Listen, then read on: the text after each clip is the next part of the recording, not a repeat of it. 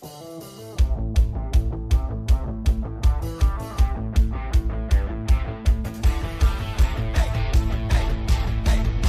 good evening, and a very warm welcome to Rangers Radio.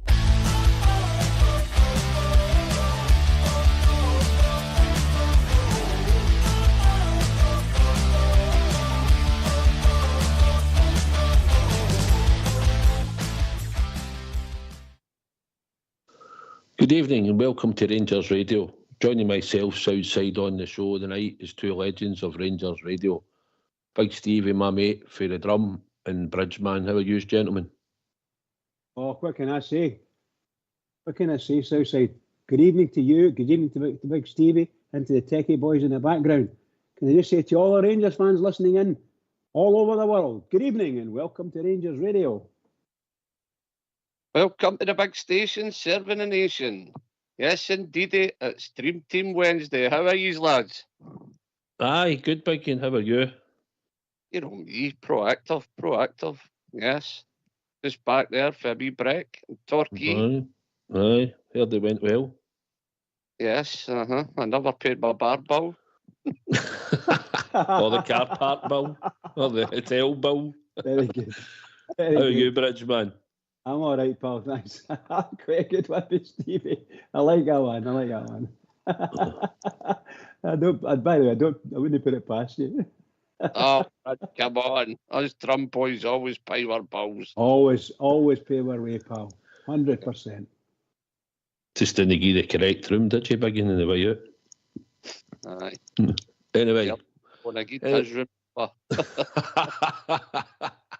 Anyway, there's been a few things happening, mate, round about the club. If you want to say anything on your big friend.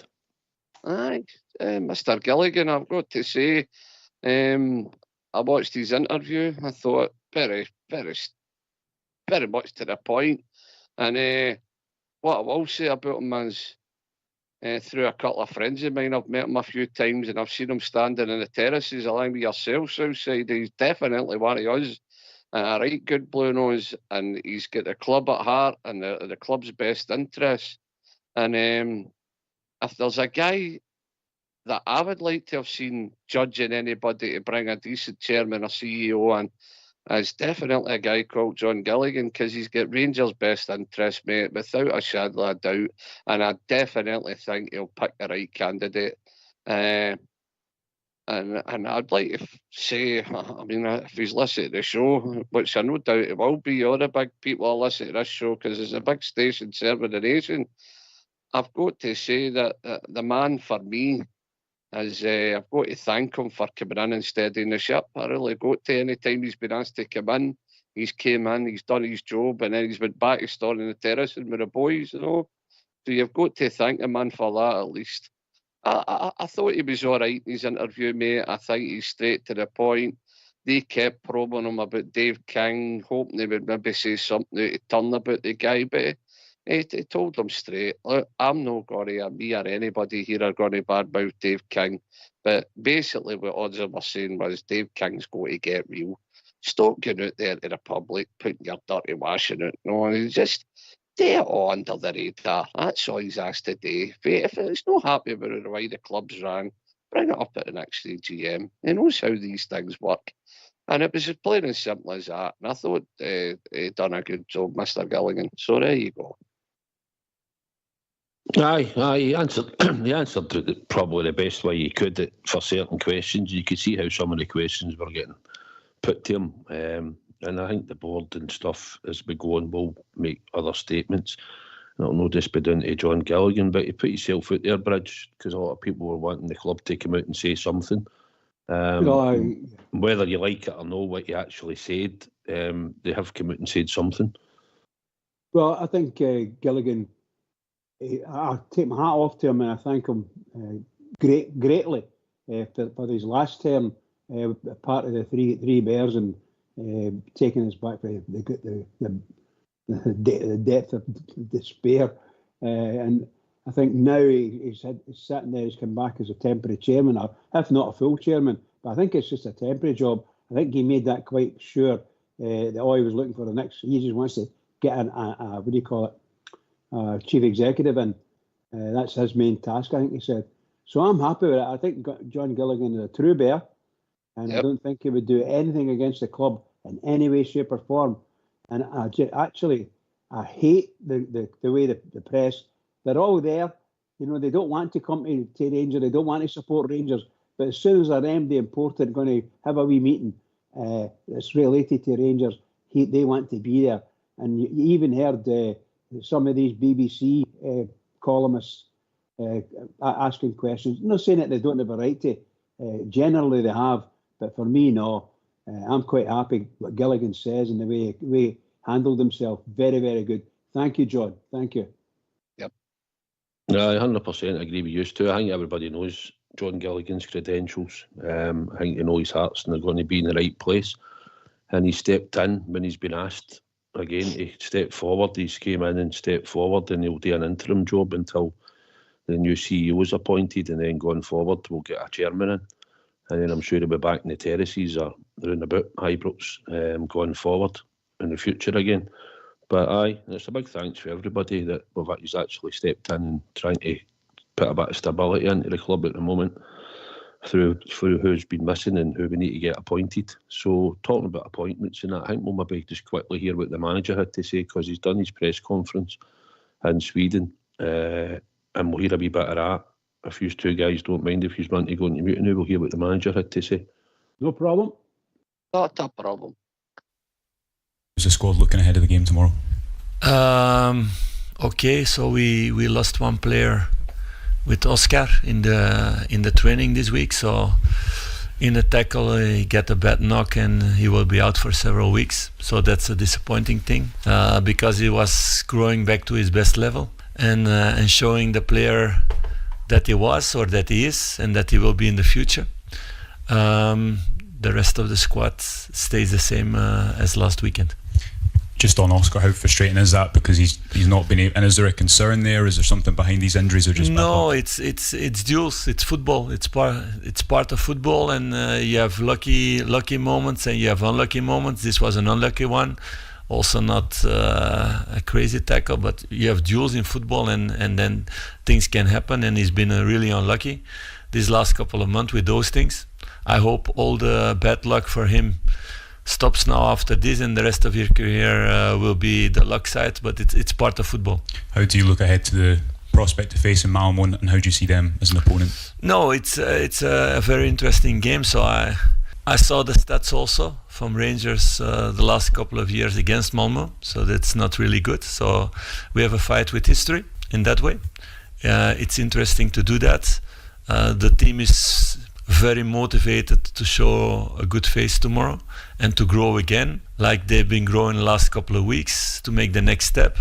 We need to find some solutions, of course, because of the suspension of Jefte, and also because Ritvan Yilmaz is not available yet, so that will change some things that we didn't have much time to train on, but that we did the last couple of days.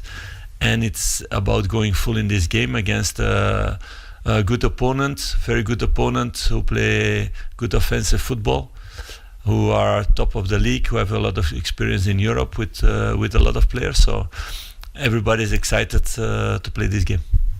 Philippe, you said there that it's like a fight with history because of Rangers' record against Malmo. Mm-hmm. Is that something that you speak about? Because when we're looking at the game from 3 years ago, obviously you weren't here. I think it's only the captain that was playing that night. So is that something you talk about with your team? No, it's more for you guys, because you guys like these things. Yeah. So I want to give you also some things, but probably you knew already. No, because in the end, I don't believe in that also. It's something new now. So it's not the same players, it's not the same manager, it's not the same opponent. It's a new game. It's a new game of football, and of course we analyzed Malmo really well. That's also interesting thing now.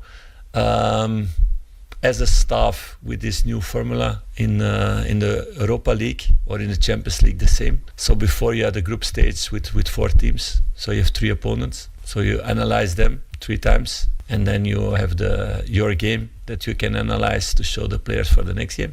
Now it will be 8 times analyzing a totally different team. So it's a lot of more work to do, but it's also more challenges, and I think it's interesting for everyone. just in terms of the new format, do you feel that you're confident you're in a position where you can improve on last year's showing in the Europa League? I know you're not going to give us a target for the overall competition, but how do you feel better as last year? You mean? I Yeah. think we were really close against Benfica, and we did a really good Europa League season last year with the qualities we had as a group. And if you compare the qualities that Benfica had, we were really close. We finished first in our group in Europa League, so you cannot do better than that. So it will be a challenge to do better, but we are ambitious. We always want to do better than we did before. Every month we want to do better, and that's the exciting thing about the project now. We have a new squad. We have a lot of new young guys coming in, having the first taste for some in European football, or some like Conor, who's also still young. He had already a taste last season, but he felt also our difficulties to combine it with domestic football and then winning the points every 3 days. So that was a problem last season in the team there. So it's challenging for them, and it's interesting for us to see how fast they adapt to that every 3 day performance, every 3 day to be on the top of your toes and to play big games. And this is now the start of that period to come. Philippe, there was an interview this week with John Gilligan. He spoke about the financial state of the club, and he's optimistic that there'll be funds for you to spend in January. Just how encouraging, I was happy to hear that. Just how encouraging was that for you? No, it's important and it's necessary, and it was not easy in the summer. We talked about that. Maybe the people in the club will talk about that later on, the next couple of months also, about that situation. So of course, as a manager, you hope to get more funds in to do the right thing for the club. But with the resources that there were there, I think everybody starts to see that a lot of good things have been made, and it's now interesting to work with that and to focus on that, and then of course to plan towards January, what we are doing already, and to plan towards next summer.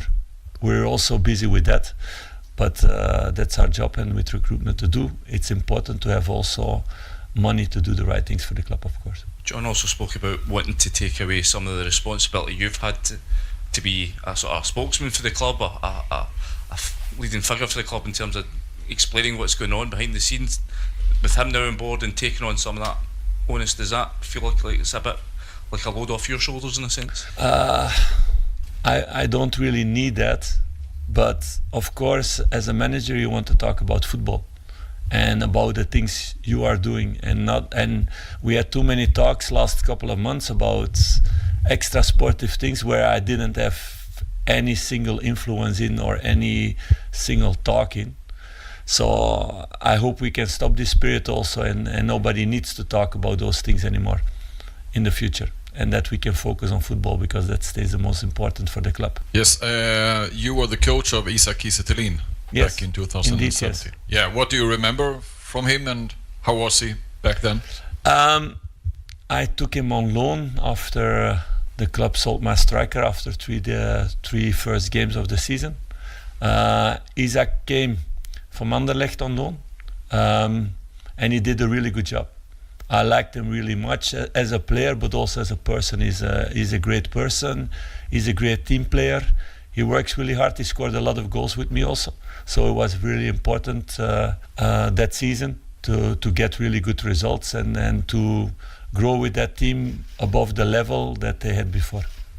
What do you say to your players about him ahead of tomorrow's game? I know him well, so I know his strong points.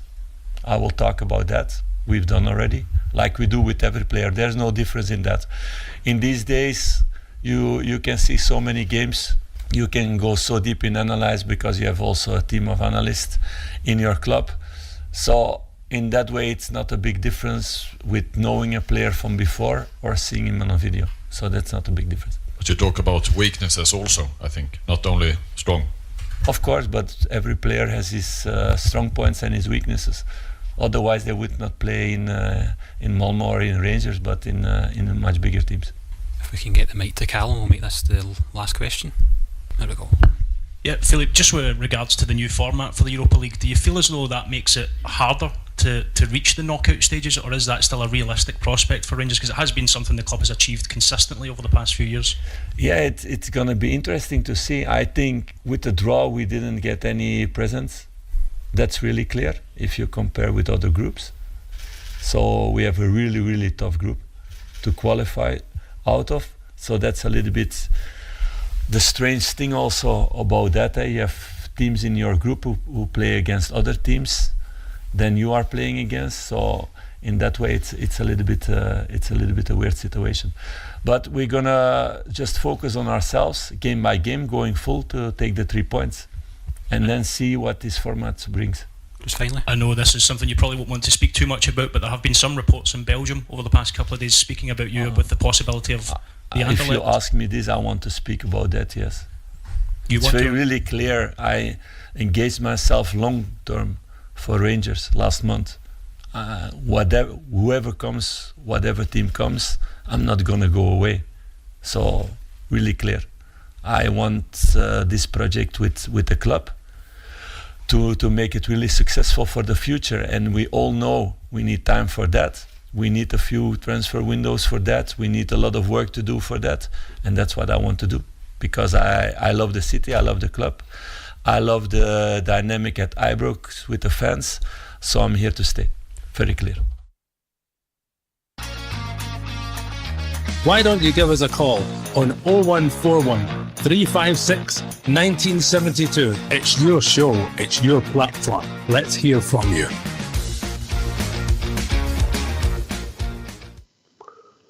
I just let everybody know we've opened the phone lines, so if you'd like to phone in, we'll take your questions and see where we go for there.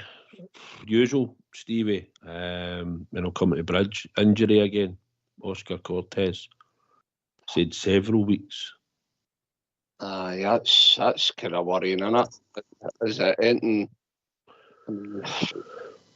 It's just a tackle, wasn't it? Listen, the boy's out on there. He's no luck. It's just as plain as simple as that. The young guy, you know.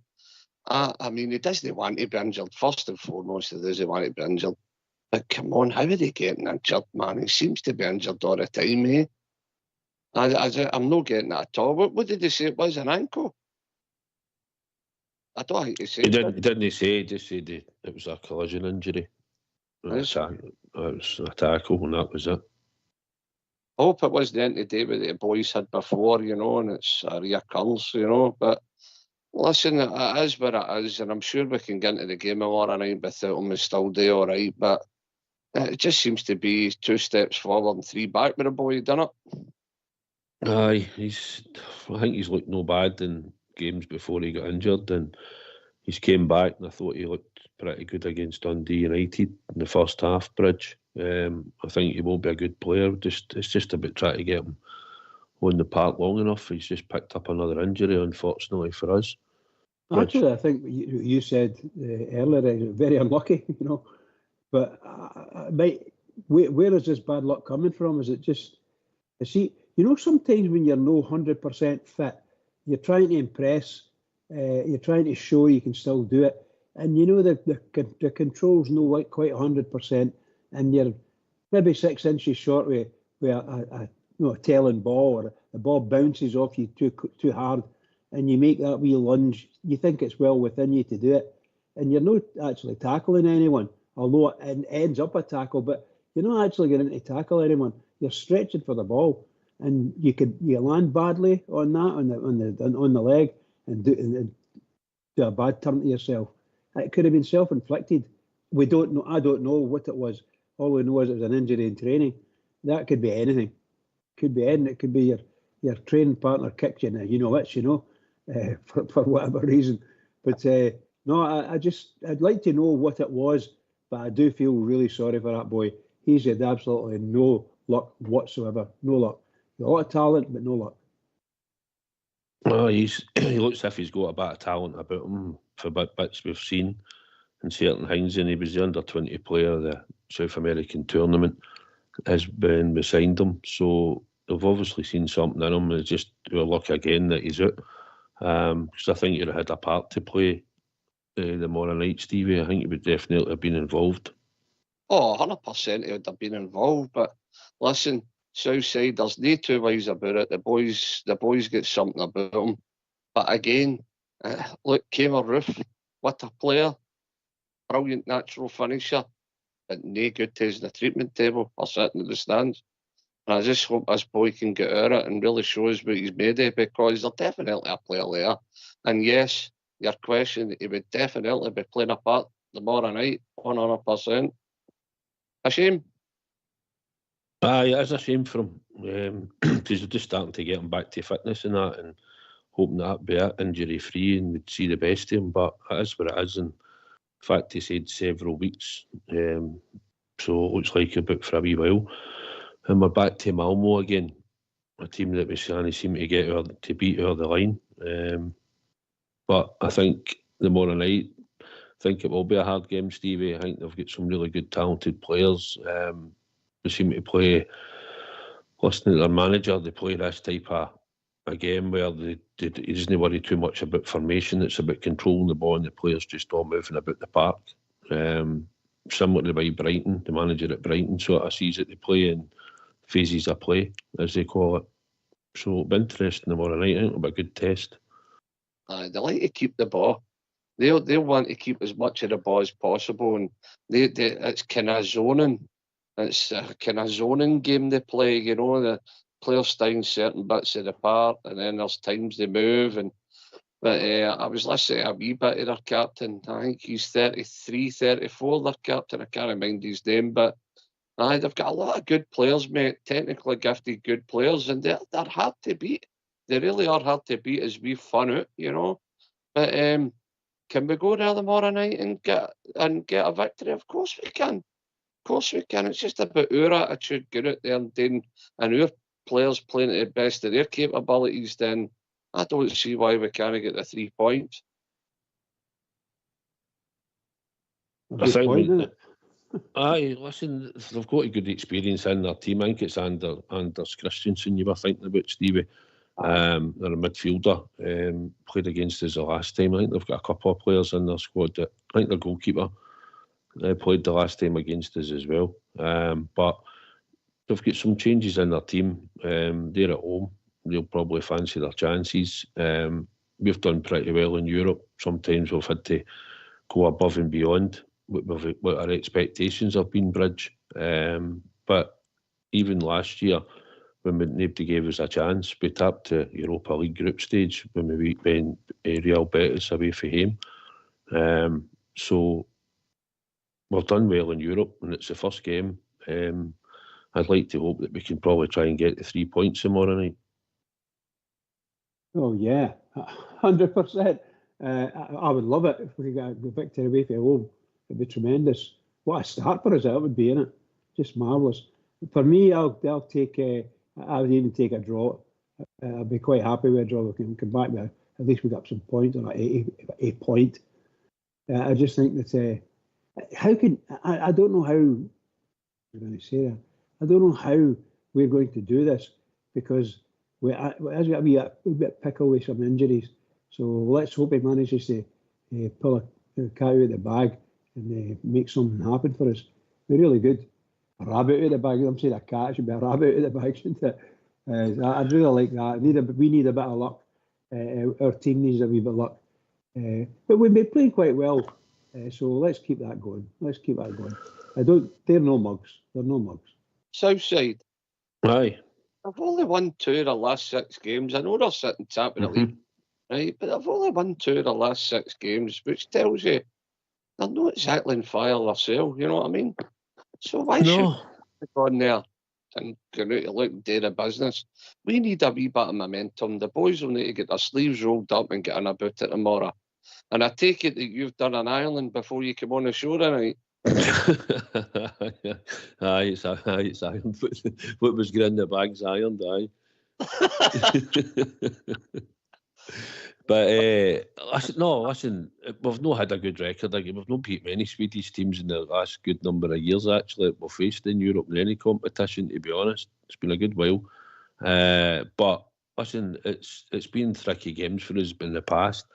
and we're trying to build this squad, and it's we're not going at full strength because obviously we're missing Yefty through that bizarre sending off, which isn't going to help either, Bridgeman. But I know we've got Cortez injured, who would probably have had a part to play. So they two would probably have been on the park at some point. It's Yefty would probably have started, and Cortez could have either started or come on the park at some point. So, but they two players down. But like you say, you just have to go on with it. Yeah. You know, I can't think what any other words to say about young Cortez. Obviously, he's a smashing big player. We actually, ideally, we want him back. So he needs to rest and make sure he's not going to hurt himself, and make it a longer. I think the manager mentioned 2 weeks or something like that. Maybe he just said a couple of weeks. So we want him back. He needs to get fitness and go back. And he just needs 1 or 2, maybe even 3 games under his belt where he's not getting injured and no carrying an injury. And that's what we need to do. It's quite amazing how many players are just getting injured in the training. It's just incredible. Aye, do you think that's going to hamper us, Stevie, tomorrow night? I will probably come and we'll maybe try and pick a team which will probably be nothing like the team that will probably start. But do you think the fact that I think everybody thinks that John Sterling is going to get moved into the left back position? Before we talk about it, I'll just say I think it's bad as a club that we've got a boy in Robbie Fraser who we've just gave a 2-year contract to, and he is meant to be the number. Well, if you look at it, he was more or less the third choice left back. We've got Yilmaz out injured. We've got Yefty suspended, and we're talking about playing a boy who should probably be trying to get his position at right back, in my opinion, in the team, and stop moving him about.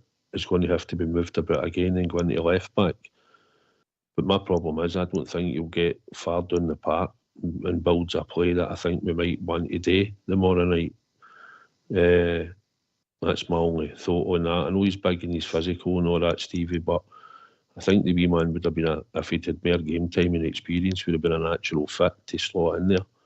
Well, because Southside, I think that's, you've just said it. It's match fit. It's, if he had a couple of games under his belt, then aye, by all manner of means. But when you're caught like this, the boy's doing the pecking order. It's as plain and simple as that. Big Dujon will get in there, and whether it's right or wrong, it's no. But Big Dujon will get in there. He's in more game time. I just think he's probably, because of the European tie, he's more match fit than young boy Fraser. And I just think he's going to be in there. But going back to your original question, Southside, that yes, I do think any time you can't field your strongest players in your team, that will hamper us a bit, you know.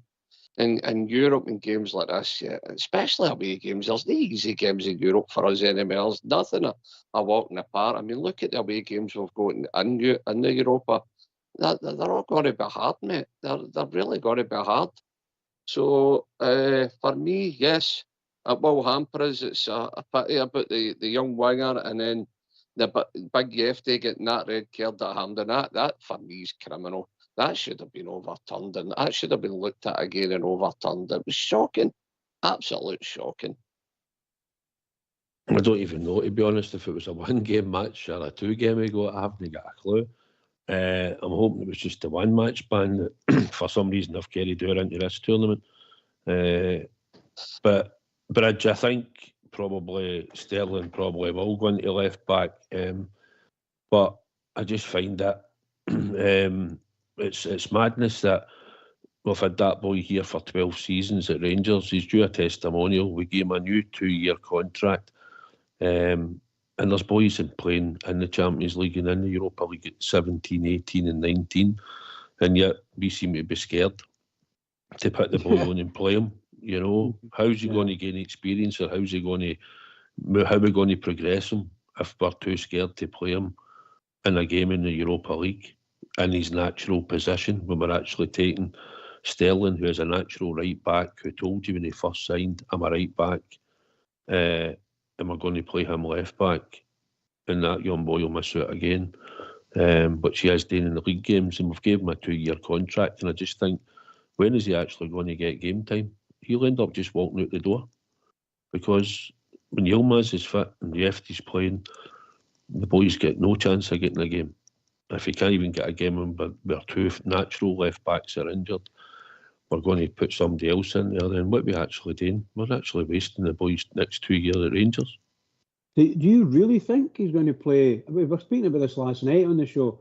He's going to play Big Sterling at left back. Do you think he'll do that?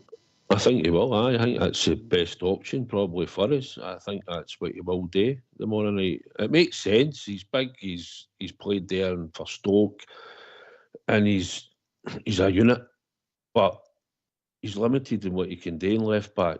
He's not even getting a chance at right back. We've had him. It's not, unfortunately for the boys, he's been played everywhere, and it's not his fault. But he's going to play left back tomorrow, Bridge, I believe. Yeah, well, I think that's the only natural thing we can do. But I was just saying, the young boy, no matter what type of game it is, and even going forward, we'll give him a 2-year contract. He's might be the third choice left back. Our first 2 choices are out, and we're going to put somebody across there, and no give him his chance. You're speaking about Fraser there, aren't you? Aye. Okay. Well, personally speaking, I think Fraser will play tomorrow night. I think the manager will play him. However, I'm quite surprised that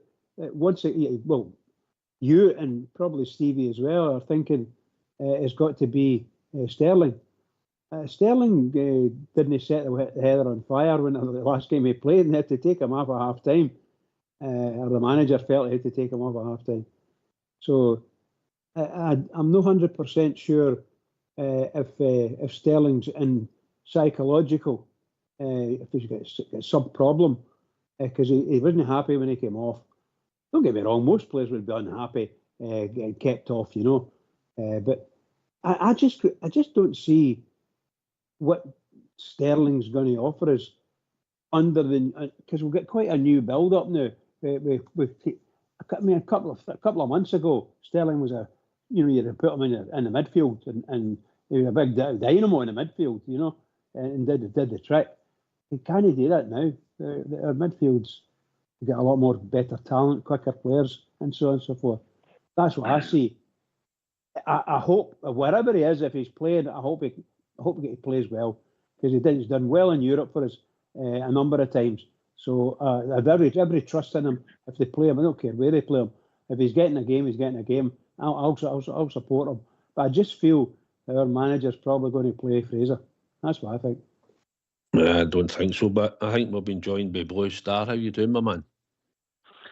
Even the south side, Stevie and Bridge, man. A long time since I've been on. Guys, I've got to be truthful. I always try to be truthful when I'm on the radio. Honestly, I do. And I've got to be honest here. I'm really disillusioned with my club about everything, from board level, playing staff, everything about us. I just feel we're all over the place. But the reason I was phoning in, guys, Southside especially, it was about this financial fair play. Now, 1 minute you're on one night and you're saying, even if we had big money there, we can't bring players in because of financial fair play. Now, I get that. And I'm under the impression it goes with the amount of time and to do with your overhaul, what you brought in, what you spent. Right, we all know at the summer there we were over our spending limit, going with the financial fair play. How long is that lasting for us?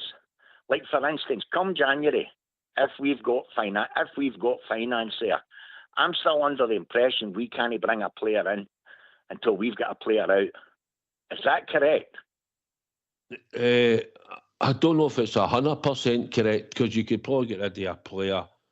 It might be, obviously you're wanting your top earners to go. Like, say for instance, if you're talking for instance, say Hadji for a start, if Matondo's no contributing, you want somebody like him off the wage bill, high on the wage bill. If you lose, say, a Leon King in January, and you're going to bring, we could probably bring somebody in, I believe, because we've reduced the wage bill by quite a bit, Blue Star. I know about that, Southside. I understand about the wage bill going down a bit, right?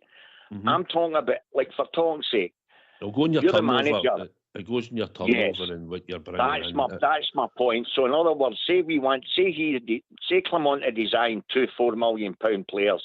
He could only maybe bring one of them in if he get rid of the likes of Hadji. Can he bring in the 2? That's correct, isn't it? Possibly, aye. Possibly, I would agree. Stevie, what do you think? Aye, I think that's how it works, aye. Yep. Right, well, my problem with that is, guys, I'm told that still goes to the end of next season until we're off that list. And I know I'm correct on that.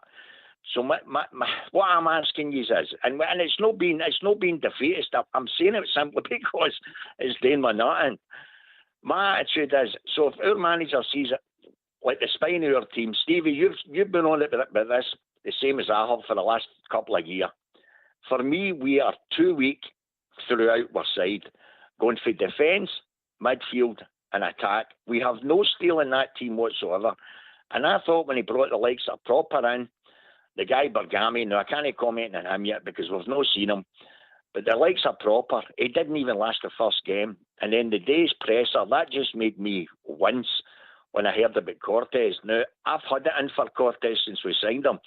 I've seen skill in the boy, but I was on here with Big Stevie a few times arguing. The point being, he's made a paper. There is absolutely no doubt about it. But here's my issue. Our manager told us these players wouldn't be that way this season with a pre-season under their belt. Cortez had a full pre-season. He didn't even last 15 minutes of the first game. Now, I'm sorry, guys. He's a big earner. He's on over 20 grand a week. We all know that. We can't afford that in players that can't even produce. And this is my issue. I still feel we've got far, far too many first-team players in that pool. Quite frankly, we are never going to get anywhere near the amount of games out of them that we need. And especially when our manager's toiling with the so-called player pool that he's got. And that's why I'm asking the question, when can we properly go out and sign actual players? And I'm convinced that it's another year down the line, and I find that absolutely abhorrent. Now, on that, guys, I know I'm taking a wee bit of time, but on that, this is my issue with the board. Now, you had Mr. Gilligan out, and they him to the guy. He's a 70-odd-year-old man. A team like a club like Glasgow Rangers, a massive institution in our country, all over the world. We have a guy, a 70-year-old, even to come in as a pastime. It's not on. This present board put us in this challenge. Mistake after mistake. Stevie, cracker for you, and you know I'm telling the truth. It's only 5 weeks ago that these guys that are running our club brought in a guy for the other side. And it was only because a fan plastered it all over Facebook that they then bulleted them. So they're still making these same mistakes. Where's the due diligence, guys? Where is it? Listen, it's alarming. Our club's in an alarming state, and you can't dress it up. You can't. Listen, you're probably right in most of the things you've said there, right? Now, first of all, the football side of things, I've been going on for the last 2 years about Rangers haven't got enough iron. We used to beat teams in the tunnel before you went on the park. You're not correct. We were beat when we got off the bus at Parkhead. You heard me saying it live in this channel. And I'm telling you now, it's a mindset. It's about. I just think Blue Star, without getting into it, we've got to give this bunch about this new bunch a bit of time, right? And I'm going to cut them a bit of slack that way and give them a bit of time. But I'm very concerned, like yourself. I can't see any iron there. I really can't see it. I can't see an iron mentality, and I can't see physical. I can't see it in the physical side of things and all. And there's nobody more disappointed than me, Bridge and Southside, by the way, Blue Star. We only heard that an hour ago and all at the presser with the young boy Cortez. I mean, we're looking to the stars. We're going, what? You get injured at training? No, it'll probably be 6 weeks. But when we finally start to see the team maybe getting a wee, you can actually see something on the park coming together a wee bit. And then there we go, there's one of the key boys out again. And you're looking to the stars. Listen, regarding John Gilligan, I've got to give him 10 out of 10, Blue Star. That guy stones the terraces. Because I've seen him, I mean, I think the last game I seen him at Partick Thistle, well, standing there and up there and one of the B games and John Gilligan was there. He's a bear, he's one of us. He's been asked to do a job, and let's be honest, what one is when they get up off the couch and go and help the Rangers whenever we can. Is he the right guy? That's all right, us saying that as fans. I get it. They're all Bears and they're all Rangers fans. I'm not taking that away from them. The point I'm trying to make is, as a board of directors, it's this board of directors that's put us in this shambles. And we are a shambles. You can't dress this up, any. We are an absolute shambles. The point being, they put us in this situation. Now, fine, you can turn around and say, well, it's up to them to get us to get us out of it. Now, he turns around and says they've got a plan. Well, the plan's not worked out in the last 14 years. We've only had one title, and we've not even been close, apart from last season, with a group of players that had already failed us. My point being, yes, he's brought in young guys, but these young guys, the point being, absolutely 100% fact, they are nowhere near strong enough. So you might be talking about another 2 and 3 seasons down the line. We can't wait that long. We're too big a club to wait that. Trophy after trophy going out the door. Blue Star, you've heard them talking in his presser saying it might take 2 or 3 Wendy's. You know, you've heard the man saying that himself. So that's his thinking. And I'm saying to myself, standing in the terrace, and, well, I hope it's a wee bit quicker than that. You know, but listen, I want to get back to your point. I wasn't finished about John Gilligan. Now, although we're saying John Gilligan's a fan and such and such, John Gilligan's a businessman, by the way. I know he's retired, but John Gilligan's a very, very good businessman. And he's probably been brought in because he's wearing 2 hats. He's partial fan and he's a good businessman. So let's not forget that he's a businessman as well with a good brain in his head.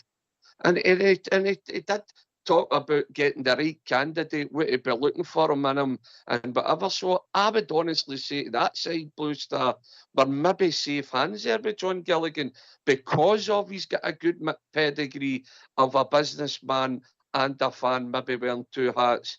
Because what he's telling us is he's not going to let his heart rule his head. He's got to be good for the club and a good appointment. So maybe, just maybe because of the last board's inconsistencies in getting it wrong, this guy's been asked to come in again.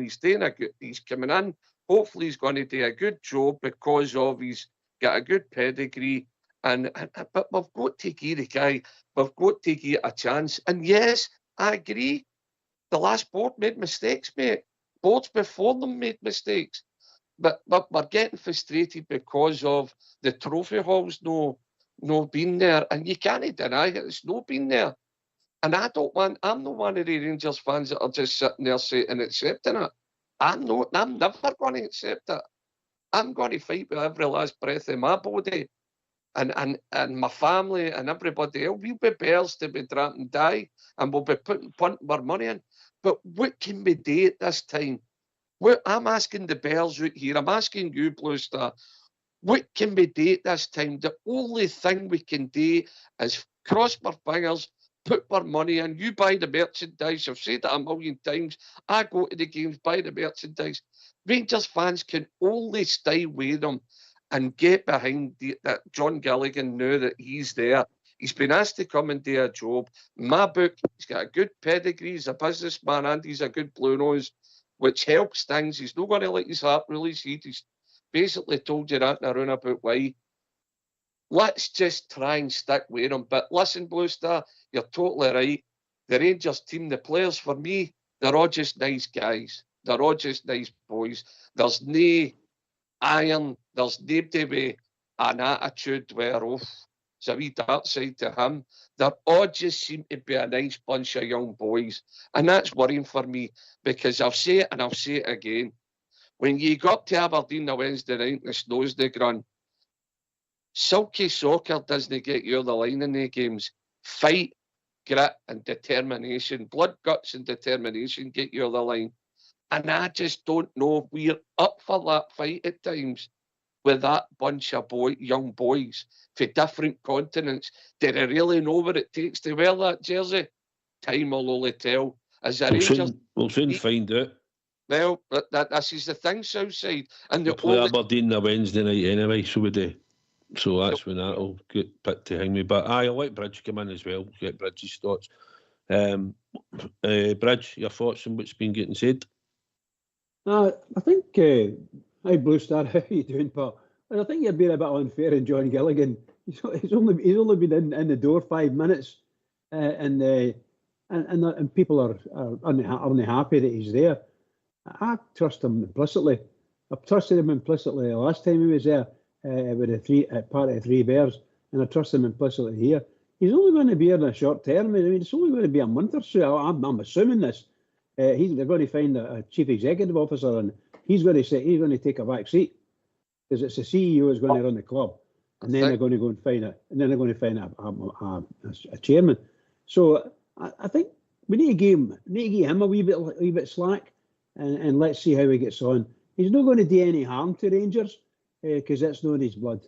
Not deliberate. And and the rest of the board are there in the background to help him as well. So I think he'll get by. Blue Star. Blue Star. I thought that. So yeah. Right. Just quickly, I agree. Right, that the boards, not just this board, the board before it, and the board before that, and even before that, I've made mistakes. I think they all have. I think they're all culpable for a lot of things that's went wrong. I'll ask you a question. Do you think Stuart Robertson was good for our club? Not in any way, shape or form. So neither him nor Wilson nor Bisgrove, they all failed in their duties, and our present board employed these guys. Therefore, the board must take responsibility. They've put us in financial jeopardy. Now, I'm not having a go at John Gilligan. The point I was making was the very fact we've had to go to a 70-year-old man. I find that alarming. I'm being serious. I find it very alarming. We should not be put in that position. We're too big a massive a club and institution that we're going backwards. Our present board have made nothing but financial mistakes, alarming mistakes. And we keep getting told, well, they've done good things like opening Edmondson House. Well, I'm sorry, guys. Edmondson House doesn't mean nothing to the fans. Absolutely hee-haw. The only thing that matters to the fans is a winning team on the park, and we're nowhere near it. Nowhere near it. And anybody that thinks we are is kidding ourselves on. And I know it's all but opinions, but the fact of the matter is, what we've got on the park at the moment is nowhere near good enough. There's no stealing that whole outfit whatsoever. And that's one of the things you need in our game. And it's as if for a manager, it's no coincidence that his best signing by a country mile is wee Barron, who's already playing in our league, and even he's only a young boy. All these other guys that's been brought in, it's frightening. Proper centre, 20 seeds captain. He comes in and he couldn't even last a game. I'm alarmed. I'm absolutely alarmed, and I'm fearful of where we're going. I'm being truthful, guys. I've never been as short as what I am now watching my team, and I'm being serious. Can I ask you a question then, right? Now, listen, I've agreed with most of what you've said, right? And I'm trying to answer you honestly. The radio is a bear, right? It goes to the games, right? So what do we do, right? Rightfully or wrongfully, right? You're worried about it. We're all worried. Until we start winning trophies again, we're all worried. There's no two ways about that, right? We all want success. We all love the Rangers. So I'm asking you now, so us as fans then, what do we do? What do we do as a fan? The only thing we can do as fans, Blue Star, is try and get behind them and hope that guys like John Gilligan, who have just been brought in, and I've said it now, it doesn't matter about the guy's age, Blue Star. I think you're being a wee bit unfair about the guy's age.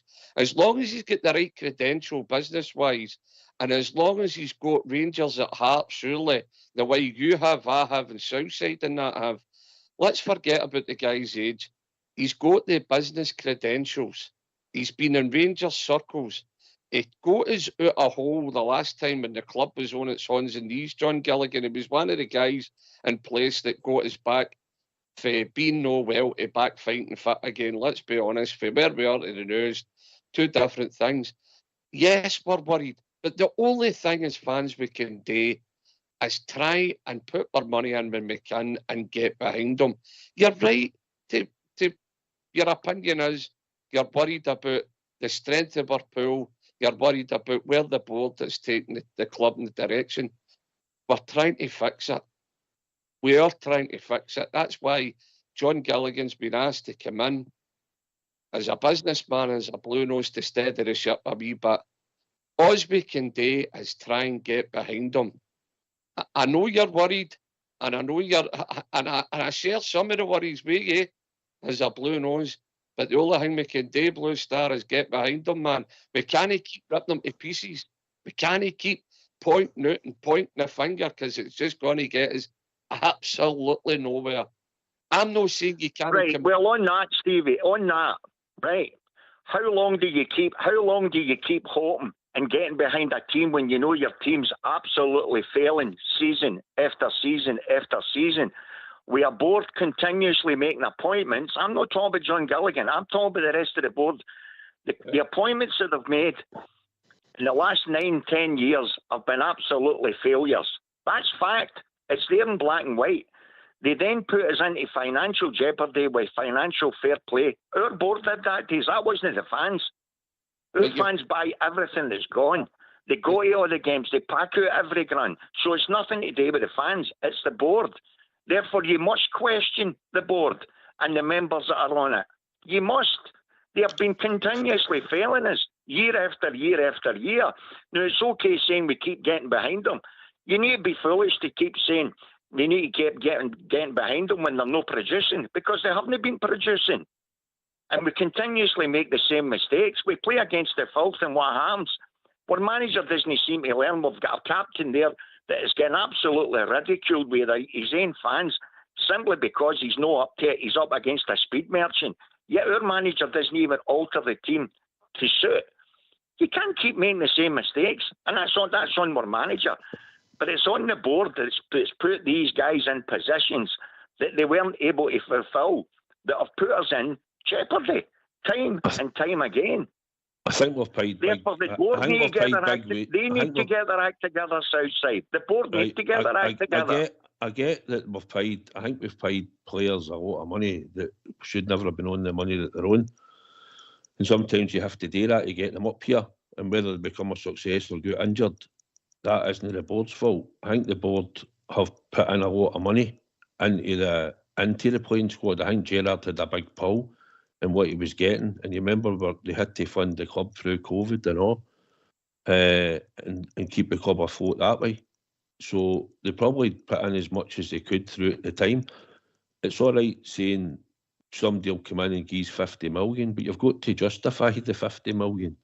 It's got to be done. Like, you'd need to turn and go, well, if you're getting 50 million just for us to go in the playing squad, then how are you getting? Is that right? You want to rename Ibrox for Tonksy? I'm just using this as an example.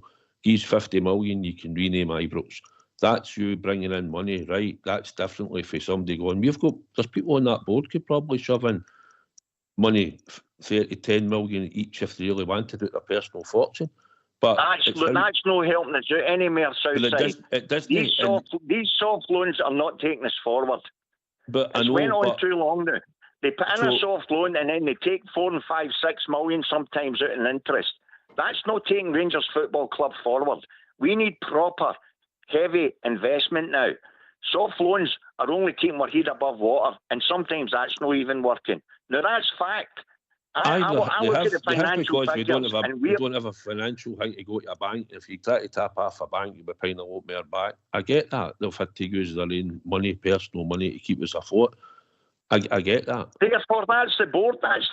Listen, we as fans are asked to buy season tickets and merchandise. Some of us can't go to games because of our health. But I buy more merchandise than flipping most people. I put as much money in as I possibly can. The point being, the fans can only do so much. They then are entrusted with those in authority to run our club accordingly. And over the last dozen years, they've run us into the ground, quite frankly. They have. And you can't defend them. There is no defending that board, none whatsoever. And time and time again, they're putting guys in positions that are not qualified to do the jobs that they've been put in to do. We've seen it time and time again. What I'm saying to our board now, we're in last legs here, big time, and anybody that thinks we're no is kidding ourselves on. Our board now need to stand up and be counted and put us on a proper financial footing now. They have to, because we're falling further and further behind that other mob. Can I ask you a question? That's how it Blue is. Star? Can I ask you a question, Blue Star, on this? Are you saying that the board are deliberately running Rangers into the ground? No, I'm not saying they're doing it deliberately. What I'm saying, they're not qualified to run our football club, because they have run us into the ground, Bridge. They have. We're in financial near enough ruin just now. And the financial fair play has crippled us because the board allowed us to get to a certain level that we shouldn't have been anywhere near. That's it in a nutshell. The board allowed that to happen. That's happened. We need to work within that now. That's happened. And whose fault? Yes, and whose fault is that? The fault. Surely we can't be worried about the fault, but we have to work within that. What do you mean we can't be worried about the fault? Of course we're worried about the fault. That's why we're in it. Why do you want to worry about the fault? You know it's somewhere, some of the board machinations over the past couple of seasons that's ended up doing this. But we need to get over it and get past it. Somewhere right. Well, that's the point. Are we getting past it? I've got no idea if we're getting past it. The board are the ones that know. There's your answer. You're saying you've no idea. None of us have, but we know we're in foil now. Because we see what we've got on the park. We can't even bring in proper players because of the finance. That wasn't down to the fans. That was down to our board, what they've done with the finance. So you have to question it. You have to. But we know that. I'm saying what I would be worried about is what are we going to do going forward? And that's up to the board. We're going to... Exactly. That's my very point. They're on the lookout for more members at the top level, a chairman and chief executive. These people are going to come in and they're going to have their ideas what's going to happen. And whatever money is still there for investment, that's what they're going to use. They're going to try what's the best way to use it. Right. And over the last dozen years, Bridge, up until now, they have failed on that. So where are we getting the ideal hope and level-headedness to turn around and say, well, we've got faith in our board because they're Rangers fans? That's nonsense. They've already failed us, and we're asking the same guys to carry us on. It's a big ask. Let me tell you, it's a big ask. Because most Rangers fans are thinking the same way. You're speaking about people who own the vast amount of shares in Rangers. That's their club too. It's their club too.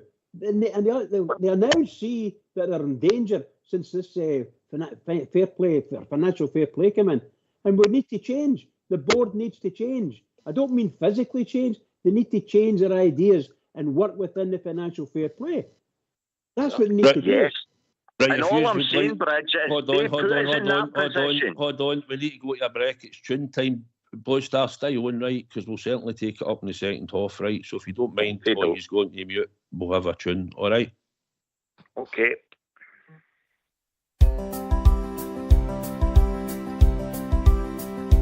Ever since I recall, I have followed football, and ingrained in my heart are the Rangers FC. Through good and the bad, times of happy or sad, it will always be Rangers for me. For when I was a lad, I was led by the hand down the Paisley Road West. I will never forget that beautiful sight of the red, blue and white. From that day I'd be Rangers for life.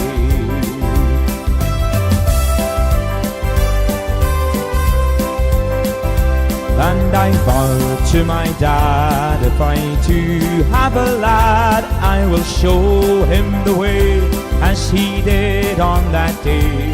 So now here I stand with young Lyle by the hand, after walking down Paisley Road West. For when I was a lad, I was led by the hand down the Paisley Road West. I will never forget that beautiful sight of the red, blue and white. From that day I'd be Rangers for life.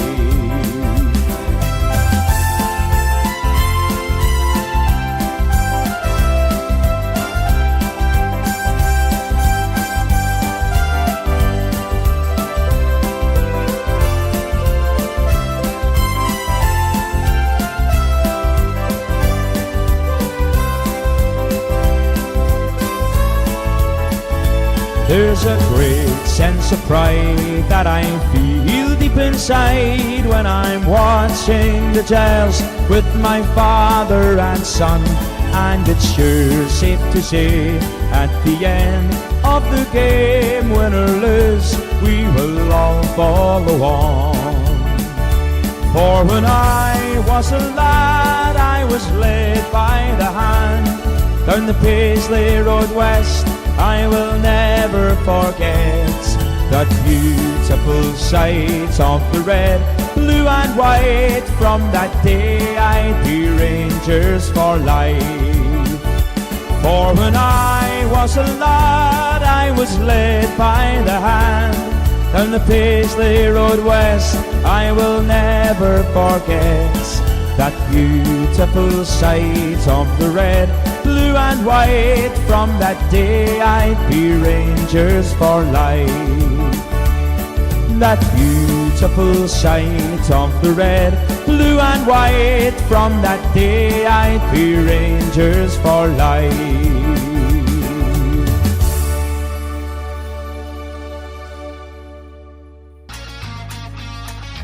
Why don't you give us a call on 0141 356 1972. It's your show, it's your platform. Let's hear from you.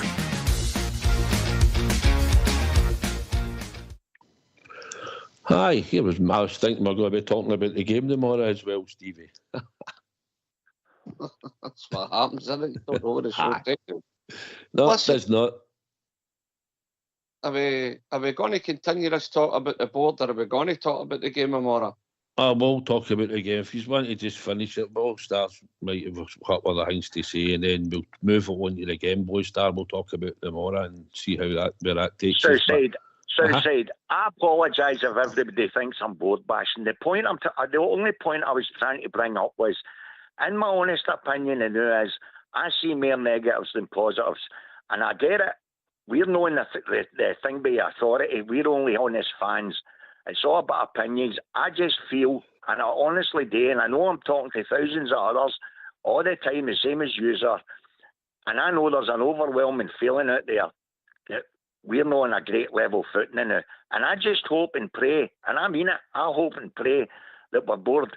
They get their finger out and put us on a better trajectory than what we've been on over the last dozen years. That's it in a nutshell. On to the game tomorrow,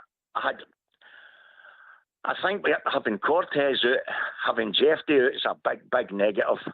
Our left-hand side was what I thought was the bonus points there at the weekend, and now that's kind of wiped out. So I think it's going to be a big ask. I hope we can get something out of the game, obviously.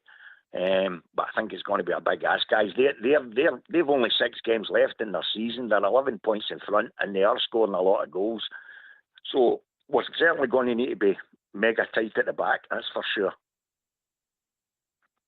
Aye, no, listen, I respect you, Blue Star. Listen, I'm no happy with Everton either, mate. Right, we'll knock this in the head if you want, unless somebody else phones in and brings it up. I'm no happy with every decision that's been made for all the directors. I think we've wasted money. I think we've missed opportunities. I think we've lacked. I think we've done well by bringing Bisgrove in. As much as he had his faults, he put the turnover well up. We were a shambles until he came in and managed to do the correct job for us. He made mistakes along the way, but he wasn't a CEO. I didn't think they should have done that. It might have been for a short time, but I don't think he was the right guy to go in there. I think we need to get somebody that's got the kudos, that knows the script and knows what he's doing in there. So on that, I think Robertson, like him or loathe him, I didn't like him, but he was doing a job. He'd recruited him from Motherwell where he'd done the job there, and seemingly was doing all right. But these are key positions at us, and it's positions we've got to get forward. get correct going forward, mate. But I respect all your opinions and the way you put it across, mate. Always have. And there's loads of people like you that think the same. But I think what's most important, I think the more, Stevie, is that we can get after a winning start. We're nowhere, as Blue Star said, we're short on the left-hand side, which was our strongest part of the team for a wee bit there going forward. But listen, we've just got to go on with it. Do you think they're out the 4 away games we've got? Do you think they're the weakest team out the 4 away games that we've got to go and play? Absolutely. Southside, I think we can all admit to that one. But I mean, they are 11 points in front of their own league.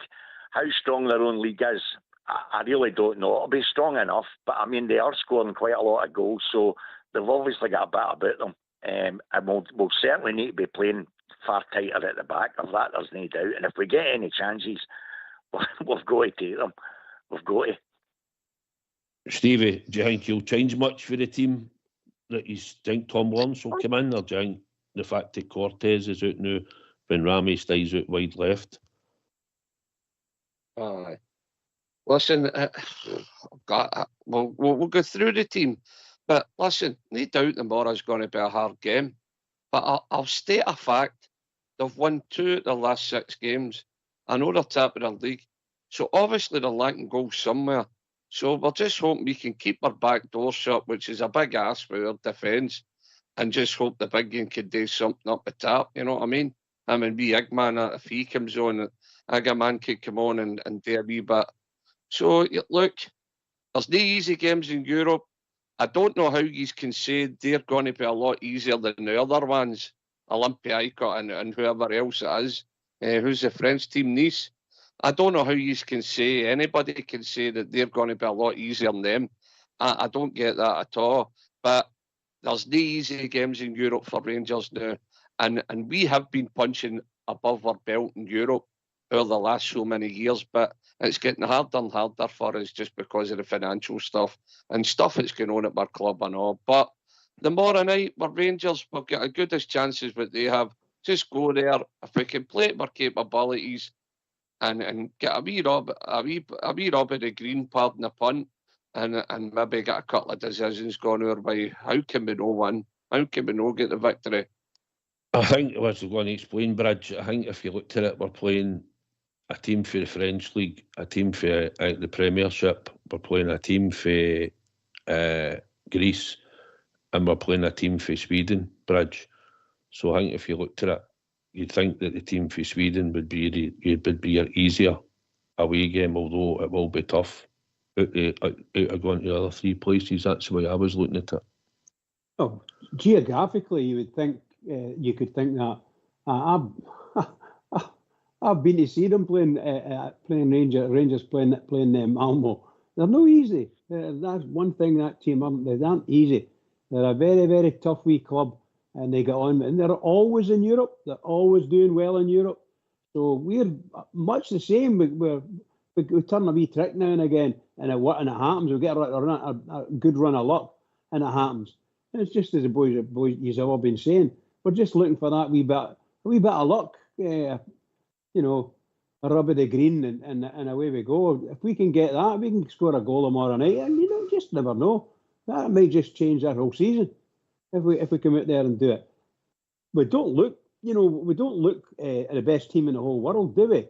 But we know when we watch ourselves and watch our own team, we can see good improvement in some of the players and some of the play. Some of the play has been really good to watch. That last game, I thought we were excellent, and I thoroughly enjoyed the game. So we want to that same performance and a bit of higher pace, a bit obviously. Tempo is really a bit more pace and tempo in your game, and match them with our pace and tempo, and we'll do very well. I think it's just the fact that we're missing a couple of key players, Blue Star, that we would have hoped to have had, as we said earlier, that would have been in the team. Jeffrey probably starting. So do you think he's going to go with Tav, with Butland and Tav? I would imagine. Do you see him making any changes? Do you can see it being Suter proper, and do you think it'll be Sterling at left back? See the left back one, Southside, honestly,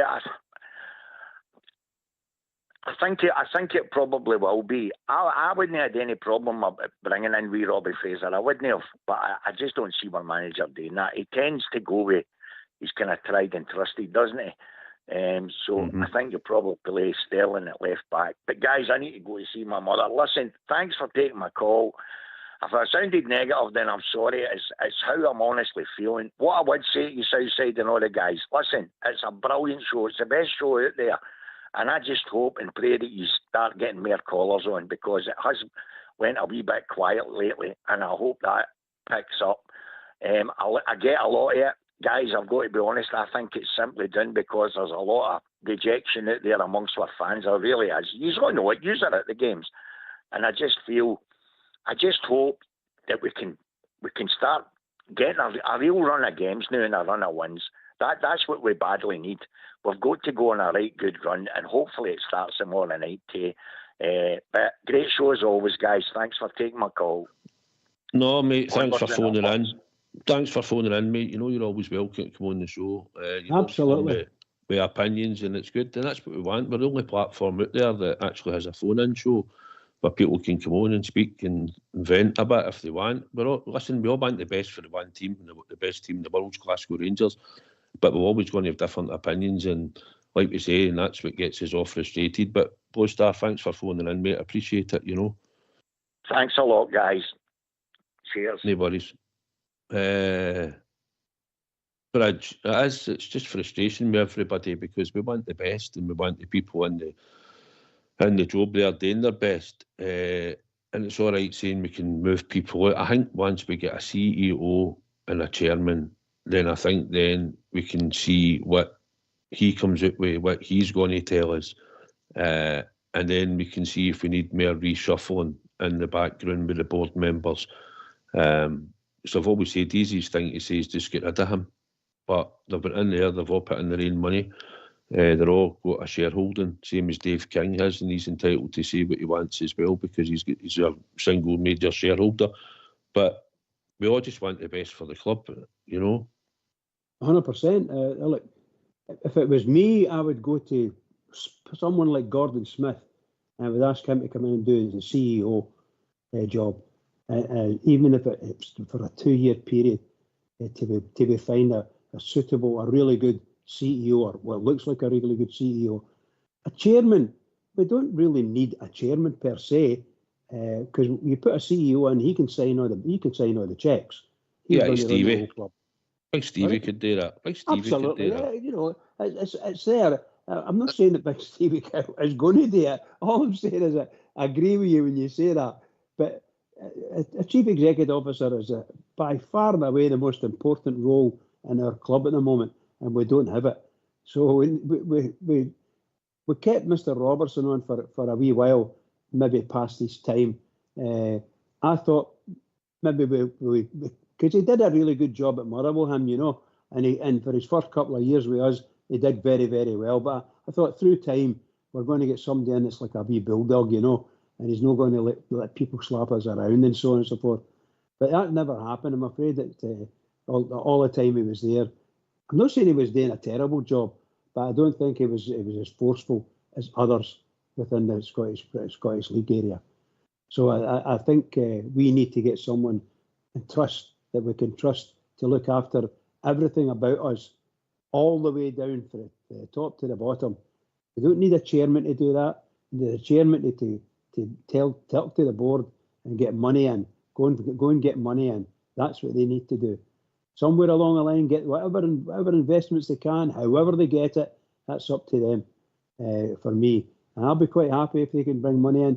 Even if we can't spend all that money on players, we can spend it on infrastructure, because there are lots and lots of parts in that Ibrox could do with a good painting, for instance, you know, and getting done up. And the thing they did for the disabled, it looks, the wee bits that I've seen, looks absolutely fantastic. So I hope we could maybe do that in other parts of the ground. It could set that kind of stuff up. It'd be fantastic. I think there is plans probably to date in the Broomloan as well in time, or I think it was scheduled for next season. But I think we could just deal with get the main issues done at Ibrox. I think As Stevie, it's all about winning. See, when you're winning, nobody really bothers about what's happening in the background. Or you've got a player out injured that's no kicked a ball for long enough. Nobody ever really brings it up or is that bothered about it, because you're picking up silverware on a yearly basis.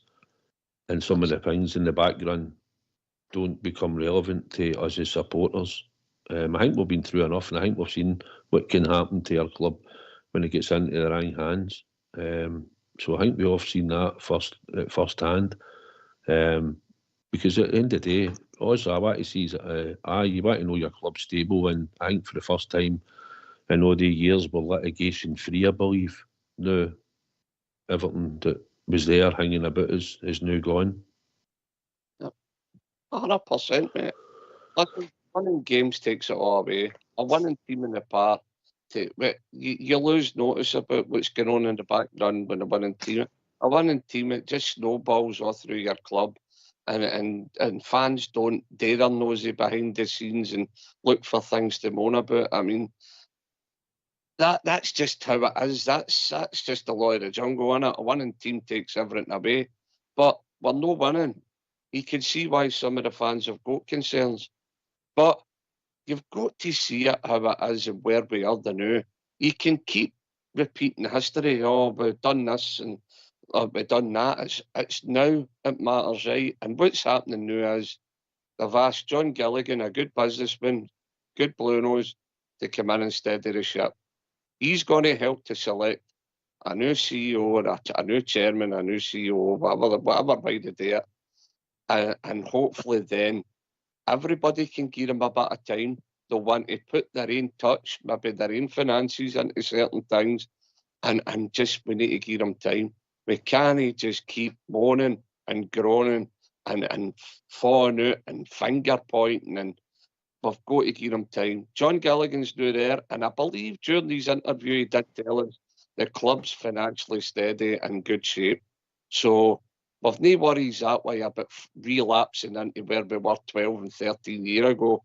We're in good stead. It's just about getting a winning team in the park. I'm worried that a million times about the iron in our team. There's just no big, mature Grizzly Adams, big fighting men in the middle of that part or through that team where, you know, I mean, football's a man's game for me, and I know football's changed from when I played as a boy and stuff like that, but we've no force on the team. There's nobody pinning anybody against the wall if somebody does it. You know, I know somebody might come on and say, but the days are gone and all that. I just think Rangers, a team like Rangers, you need to be a different individual when you pull that strip on.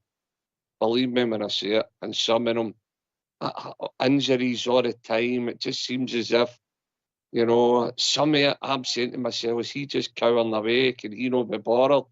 You know, look, I can see where the concerns are, but you've just got to get that the now and where we are now is we've got Gilligan in, he's got to pick new people to come in.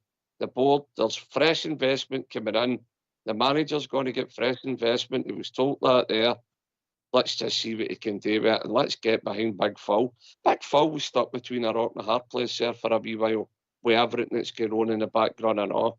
And it was the fair on him too, as trying to juggle everything that's going on between fair play, money, and what players he could sign and what he can, and trying to get rid of a full pool of players and bring a full pool in. Listen, it's not been easy for him. So he's told you tonight, doesn't matter who's looking for me to go where I'm signed up with the Rangers. I love the club. I love the city. He said, and I'm here for a long term. So he's shown us a bit of loyalty. Let's show him a bit of loyalty and get behind him. It starts with tomorrow night. It starts with tomorrow night, Bears. And do you know what? I'm going to fling my hat in the ring. I'm going to go for 2-1 for the Rangers. Southside take it a doing after Malmo casuals. Yeah. Oh, when we're talking about that, you two can go on mute and we'll listen to hear what Conor Barron said. You can come and help me out. Sorry about that, mate. That's all right. Conor, just how excited are you about the prospect of playing the Europa League tomorrow? Yeah, buzzing. Obviously last season I got a little taste of Conference League football. It was a big part of me coming to Rangers was the European football, and tomorrow can't wait to get out in the pitch and show what we can do. What were the lessons that you learned from that from Aberdeen last year? Obviously playing for a club that interact with Frankfurt and playing big stages at that stage. Yeah, you take a lot in as a young player. You're always learning.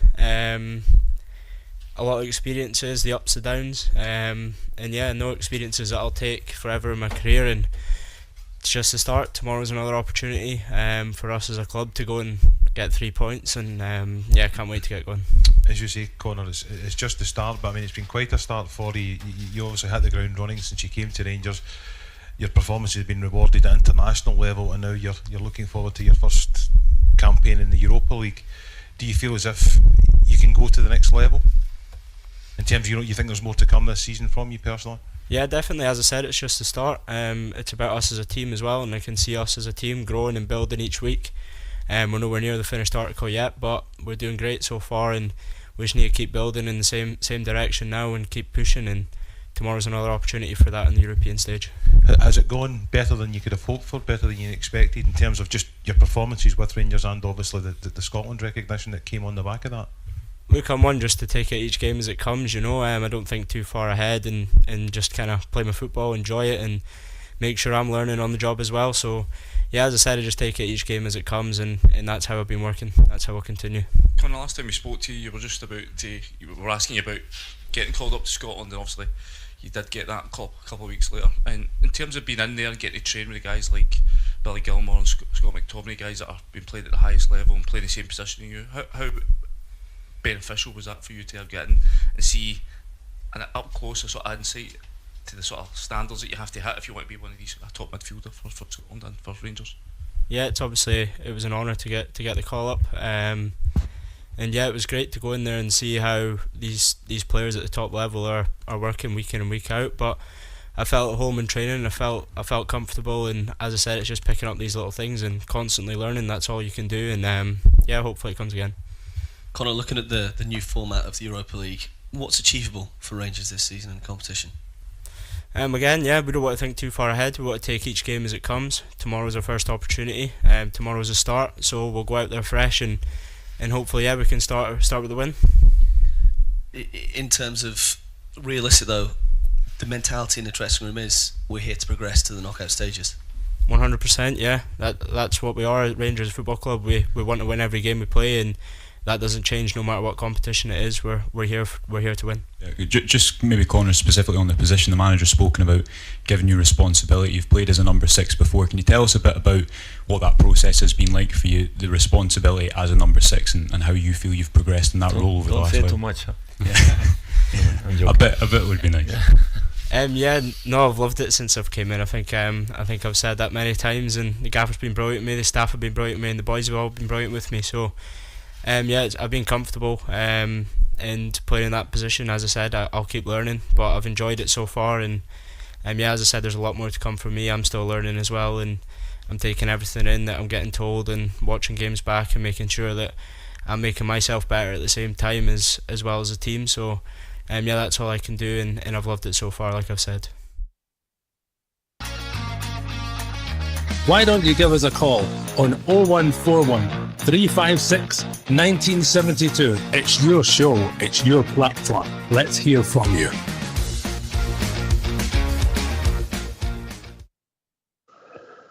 Well, Bridgeman, wee man speaks well, doesn't he? Oh, marvellous. He's a breath of fresh air, isn't he? He's just the same as he is on the park. For me, he's just growing and growing and growing. And to go through an interview like that basically on the eve of a European tie, it's tremendous. He's got a lot of confidence. He sounds bubbly and everything. I think it's brilliant, absolutely brilliant. I'm well pleased with him. Well pleased. Stevie talks well, doesn't he? He sounds mature and sounds like he's loving it at the club. Aye, 100%. He man is very level-headed. So that'll do me, and he's coming on, and he will come on. He's learning as he goes.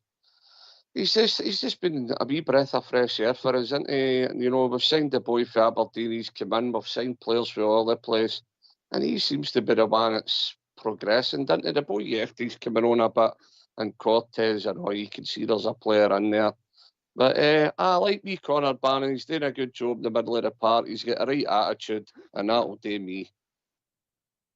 Aye. I just want to say something just before we move on. I've seen on the Rangers radio feed, John T. Dugan was wondering what's wrong about people talking the truth and you shut callers down. I don't think we do shut callers down, John. I think we gave Boy Star a fair crack as always. He's always welcome on the show, and I like Boy Star, and he knows that. So I don't think we shut anybody down at all. I think he's talking about me. But if you want to come on, if you want to come on, I think that's what it is. If you want to come on, you can certainly come on and have a chat with us. But no, I think we man showed a lot of maturity. I think he's fitted right into the team. I don't think he's at number 6. I think he'd be a better number 8, Stevie, in the team for us. But listen, he's full of enthusiasm. He's doing the job he's asked today, and he's had a lot of good performances in the jersey for somebody that's just come into the team. He wasn't always playing for Aberdeen, but at the moment he's been a starter for us. Can I just say this, Southside, before we go on about me, Conor Barron? Right, this platform here is free for anybody to come on to. We phone you back, and whether we agree with you or no, you've got the platform here to say what you like. Nobody shoots anybody down. Nobody has grudges. You can come on here and say what you like. Everybody's got an opinion, and we know at the end of the show we're all doing it for the one thing: the love of the Glasgow Rangers. I wear my heart on my sleeve. I come on here and I love the Rangers. My family loves the Rangers. Like most families out there, you're brought up, you dreamed about scoring that goal in the cup final as a wee boy, your strip on and everything else. I don't like the fact that people think we come on this show and we tie people's horns up or we've got some kind of agenda. That's far from the truth. So if these people want to come on this show, you've got the phone number 0141 356 1972. Come on and talk to Big Stevie. Come on and talk to Southside, Bridgeman. I think it's a bit unfair that people are saying that we shoot people down. That's not true. Blue Star came on in his own time and he left in his own time. He said he was going to see about his wee mother, and I hope his wee mother's all right. Now, if John wants to come on the phone and state his call, state his case, then we'll be willing, we'll listen to his call. But I'm not having anybody doing that to the boys on the show who give up their time, put a lot of hard work in to keep this show. Guys like Fox and Ox and the guys that have been gone, and Bridgeman, the legend, who's been gone for so many years on this show. And the show does a lot of good work for all these different charities out there, raising thousands of pounds. We're not having that of people that we gag people or we hold things against them and all that. They're more than welcome to come on the show. It's a free platform for the Bears, and we don't ask for a penny, and we help so many charities. So, John Dugan, you come on the show, pal, and you say what you want to say. If you feel we're doing that to people, come on the show and tell us, and we'll get it sorted, ironed out. We'll get it ironed out on air. It's a free platform. It's a live platform. I would rather talk about the football and have stupid bickering, but I'm not coming on here as a panellist, as a bear who loves the Rangers. I want to talk about Rangers. I'm not having people saying that we're rubbish people or we tie their horns behind their back. We don't listen to what they're saying. That's unfair. Now, Conor Barron, for me, is a great wee player, and he's going to be a good in the future, and he could be, and if he keeps going the way he's gone with that attitude, who knows, he could maybe end up a captain through the years to come. He's only a young pup. Aye, listen. I don't know, Stevie. I actually think that as well about him. Captain's material, you know. Aye. I'm sorry there, guys. I'm sorry I get caught up there a wee bit. I just felt I had to get that off my chest because it is a wee bit unfair on guys that's been running this show and doing that for years. It's here for everybody. It's here for the Bears. So I apologise there about my... No, it's no apologies. Listen, sometimes it's just the way people maybe see it behind me, but I don't think there's ever an issue with anybody that comes on. We're never... Listen, we don't always have the same opinions on here. and you know that, Stevie. Me and you have had many an argument at times going up to games and all that about different things. But at the same time, we do agree on things at times, and it depends on what it is. Sometimes we all agree, but see, the one thing that I know we all agree on, we always want the best for the club and the best for the team and a winning team on the park. And that's all that matters to me, week in, week out. And you want to make sure that our club's in the safe hands, and it's in a far better position, Bridge, than it was when Dave King and George Letham and Taylor and that all managed to get their hands on the club and get it off Mike Ashley, what was left there. It's still needing a bit more repair, the same as the team's nowhere near ready, but we can see it's in a better place than what it was back then. Oh goodness, aye. And up till the present day, maybe a couple of weeks ago, when this broke about the, shall we say, Ibrox is going to have to shut down because we've done so much preparatory work, but the stuff we're going to expecting to do, the building, the rebuilding of it, we can't do it because it's not here, and that's going to have a major effect. And then we had a couple of, for me, may I say it just, I hope you don't mind me saying this, we had a couple of disastrous decisions, and one of them was we're going to have to go to Hampden, and I don't understand, to this day, I don't understand why we had to go to Hampden. Sorry to say that, but that's the gospel truth. As far as I was concerned, we've done it. We've done it in the past. We should have just shut down the Copeland Road if necessary, and get on with it. Just get the work done whenever it came in. Just get it done and get it over with, and don't make that mistake again. To me, and it's still running. The feeling of the fans is still running, and I'm sure that with the last couple of victories that we've had, I'll start to lighten it. And if we get a good result tomorrow night, it'll lighten it even better, and people will start to look forward to going to Ibrox again. That's what it's all about. Looking forward to go to Ibrox. The Bridgeman's going to be there. Looking forward to go to Ibrox. Unfortunately, I'm stuck without a seat because my seat's in the Copeland rear, among all the other bears that's up there. So it's quite difficult to find out what we can do. I'm here. I'm going to be I'm going to Ibrox to see my team in the next European game at Ibrox. That's what I'm going to be doing because I've got my ticket already. So I'm happy with that. Aye, all right. I think we've been joined by Smurf. How you doing, Smurf? Aye, no bad, lads. I just thought I'd call in and nothing to do with the board this time, so don't panic.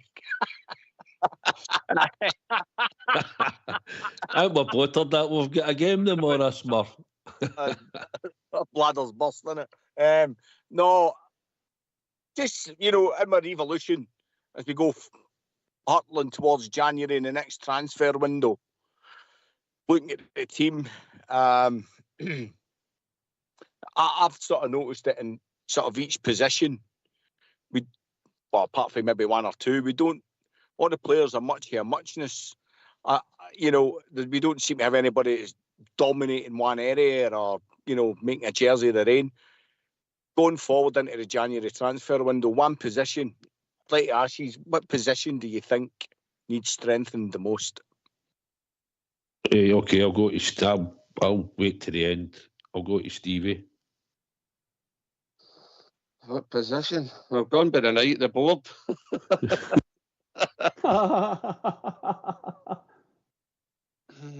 Let me see.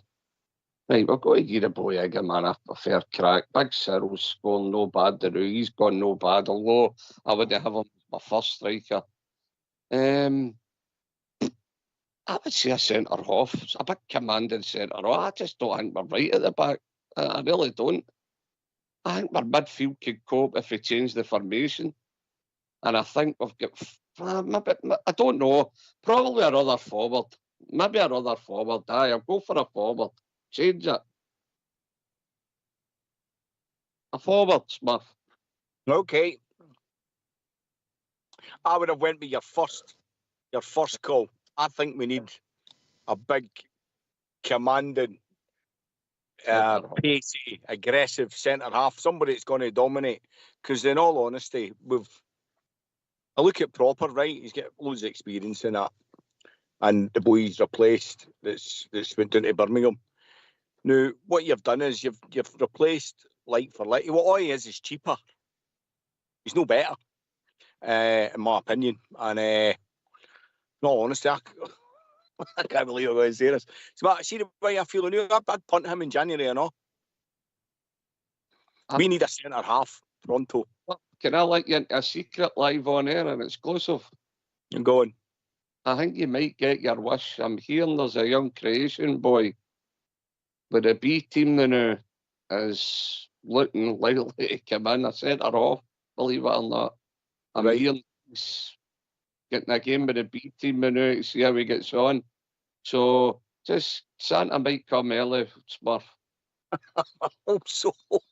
Because I think the only proper we've signed a proper Charlie. I'm not having him. No danger is he taking us forward. No. I think he's unlucky. I think Proper's unlucky. I think he's come into what he could call has a good position, but the rest of our defence is poor, and he's not that great. But the rest of our defence is poor in the play. But we get by, so I don't think they'll make many changes. But for me, I agree with Stevie. For me, and yourself, Smurf, me, centre half, 100%. We need a brand new centre half that will be a good captain material, and a big giant as well. Because I look against some of the teams in our league. Their centre halves are really, really big. That last game we played against Dundee, their centre half was like 6'6" or something like that, And the big fella ended up fouling Dessers. It seemed that way to me, And I'm thinking, we've not got MD that size, So, Aye. That's what I'd love to see. Aye, absolutely. I think the manager, wants this number 6. I think Conor Barron would probably be better as an 8. Who do you see the number 6 in the squad at the moment? Well, it's him he's using, because Diamandi's the other one. He's only playing with the 2 midfielders. I think would be better with a 3-man midfield. I think we'd look better and settled. And would you put Sterling in there or something? No. I would have Sterling. Right. I would have Sterling at right back. I think in Europe, Smurf, you've got a lot of pacing teams, especially down the flanks, and a lot of these teams now you're facing in Europe are all big, powerful boys, and they're all quick. Tav could be in for a hard time, and I just think the fact that Jefty's out and Vridvan's out, I don't think he's willing to put Robbie Fraser in there, which means he wouldn't switch Sterling to right back. That would be just making too many changes, but Tav might have a hard time tomorrow night. The left winger's quite pacey. Aye, well, he's gone in. He's any pace he did have is gone. He was never the greatest defender. His attributes were going forward. He's having to curtail that to compensate for the wee bit of pace he's lost, and he's always going to get found out. Tav could do a job maybe at the end of the season, playing the lesser lights in our league. But if he comes up against any quality with power and pace that he's directly up against, he's going to toil. So that needs to be an evolution that needs to happen right now. And they need to be as ruthless as they were with Borna Barisic. Barisic went, and they've brought a young boy in who I think's improved us in the left. So, we should be looking to do that on the right as well.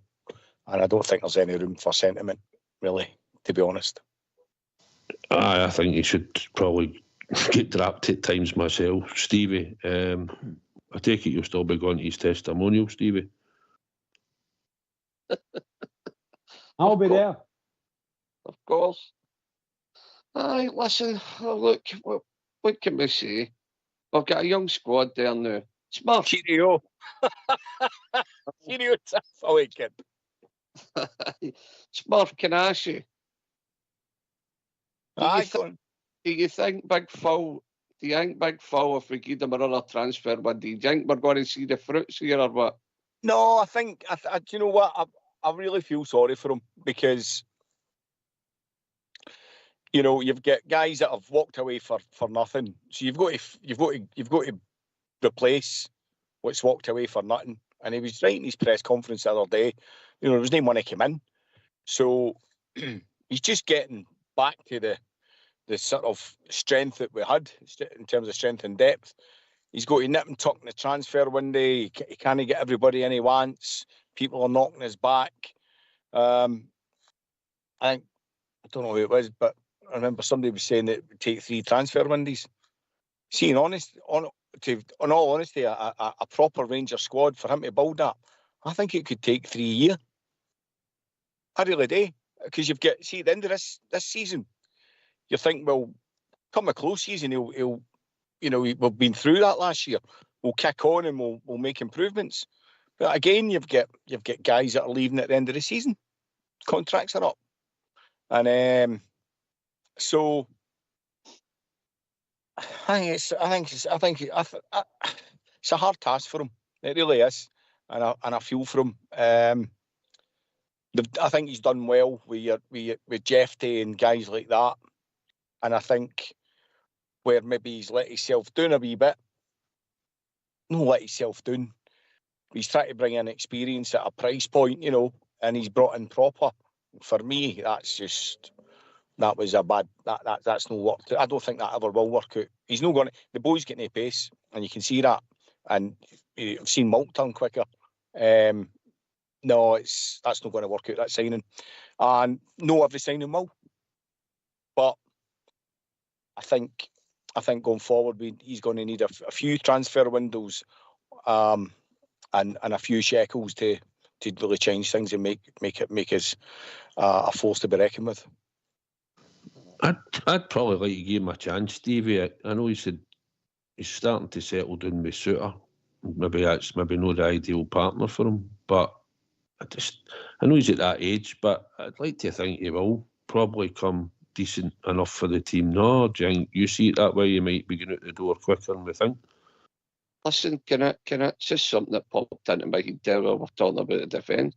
Is there a possibility Gilligan might come in there tomorrow night? For who? For proper. Well, that answers your question. For me, no, because I would have thought that when he signed him, he's the guy that's going to play on the left-hand side, and that's who he's going to stick by.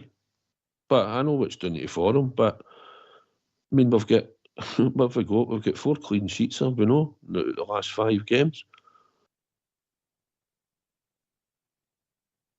But who's we playing? I get that. But I just think he's going to just need to keep playing him through. If you think he's not played great or no, Stevie, I think he's just going to play him. He signed him and he'll want him to settle in and start to kick on. Time will judge that. Time will judge that itself, won't it? Just we'll wait and see what happens. But I'm with Smurf on that. I don't think Proper's the real deal that we're looking for. I think we need a big killer in there. But anyway, yes, please. A big 6'5" killer for Bridge, That's man. me. Yes, absolutely. Aye. So listen, time will tell, and we'll just move on. Is there no other callers sitting there? Aye, Bob Jer's just come in. How you doing, Bob Jer? I'm doing all right, pal. How's you? How's everybody? All right? Aye, good, mate. What would you like to say? Good. Well, I'm looking forward to tomorrow night, to European participation once again. And I'm hearing that this is a very good side we're going to be playing, but the standard of Swedish football, I don't know. I think it's similar to Iran. They're running away with the league, apparently. So they're very mugs. So it's up to us to get the sleeves rolled up and get into it. I understand Mr. Cortez is injured again. Aye, injured. No tackle. Training. Oh, dear. Well, what can you do? You've just got to get on with it. Well, we've got to turn the tables on them one time, and this is our third time, I think, in the last 10 years or something, 15 years that we've having a go at it. So never beat this team, eh? Well, there's been better Rangers squads, no beat them. Bridgeman. Bridge. Sorry, Stevie. pal. No. Sorry, pal. Aye, I said we've had stronger Rangers squads. in the past that's not managed to beat this team yet. Yeah, absolutely. And by the way, there's some cracking teams who put up against them, and they still managed to scrape past as well. The odd goal. It was just so frustrating. I sat up in the stand watching Rangers actually struggle at times against that wee team. When I say that wee team, I don't mean that to be disparaging in any way, shape, or form. But for us, in living in Scotland, and we've got the big Rangers, and we're a huge club and so on, and that's just a wee team. But my goodness gracious, they showed us up a couple of times, let me tell you. And I hope they don't do that tomorrow night. Bob. Mm-hmm.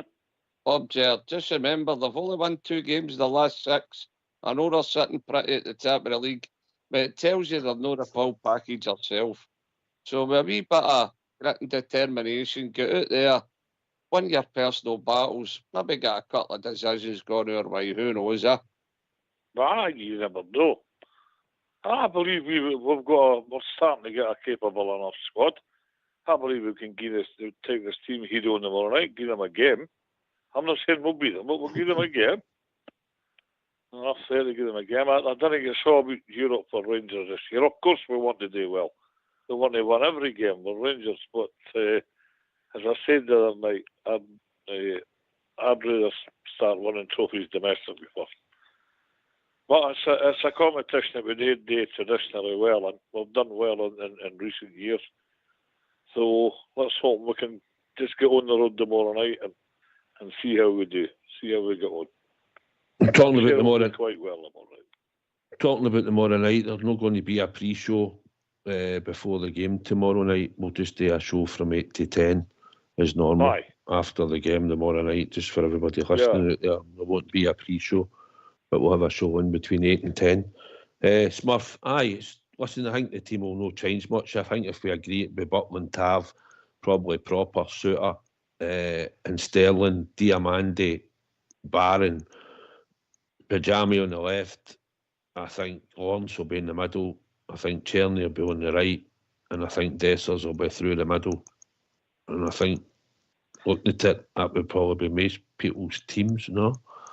It would be, but do you know something? See, our history against the best result we've ever got with Malmo was signing Robert Pritz, I think. What a signing he was. Aye, the club maybe a similar size to maybe Hibs or something like that, but they've always been difficult for us, and I just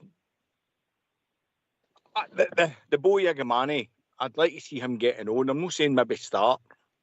If he was up and running, maybe he would start him, because what I've noticed in the sort of cameo appearances he's had is that he's really strong and he holds the ball up really well and he can shrug people off. And playing away in a European tie, that out ball allowing you to get up the field if you're under the cosh. But I don't think Dessers has that. He needs the ball played in front of him or whatever, and he likes to chop and all that, but he's not really a guy who can hold the ball up. And I think that would be a real asset for us in this game, or a game of this type, But it's maybe just come a wee bit too early for the boy, So I wouldn't disagree with your lineup. I think that's probably going to be it. He is getting a lot of hype, and he's Stevie, for a guy that's not actually scored yet for us, but he showed, like Smurf says, he's got a bit of strength. He can hold players off, and stuff like that. But CD9's a proven striker.